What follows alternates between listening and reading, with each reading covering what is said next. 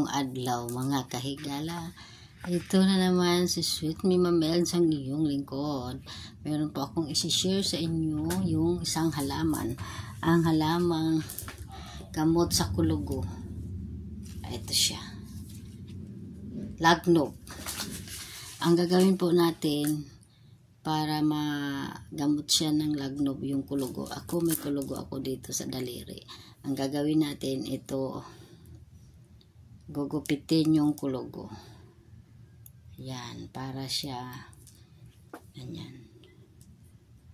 Para mapasukan ng dagta ng lagnob. Ito po siya yung simpleng gamot ng kulugo na hindi na tayo bibili. Ito, gupitin siya hanggang sa mapudpud na yung kulugo. Mas maganda kung medyo may katas na madugo na siya. Ayan, ayan. Umabot na doon sa pinakaugat ng kulugo. Ito na ang kinalabasan niya. Ayan, gupitin. Tapos ang gagawin, babaliin yung yan. Ayan, medyo dumugo na siya. Wag lang talagang kumalat yung dugo kasi yan yung nagpapahawa. Saka tutubo-tubo yung kulugo.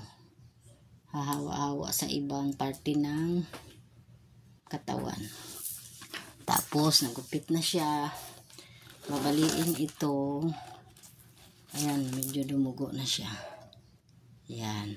Babaliin ito para lumabas yung dagta ng ito. Dagta ng lagnob. Ayan.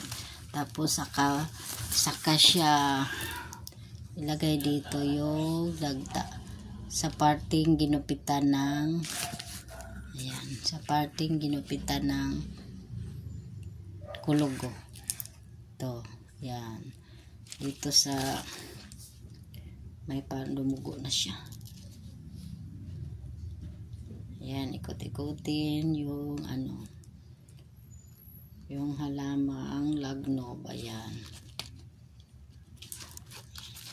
Tapos para ganun, yun lang. Ganito lang po ang gagawin natin pag may kulugo. Hanap lang po tayo ng halamang lagnob. Tapos gupitin yung kulugo. Tapos pag lumabas na yung dagta ng lagnob, saka siya idikit dito sa parting may ginupit na kulugo. O yan lang po sa araw na ito. Malaking tulong po ang lagnob dito sa kulugo. Yan lang po sa araw na ito. Magandang umaga. Thank you for watching. Please follow for more. Like and share my content every day.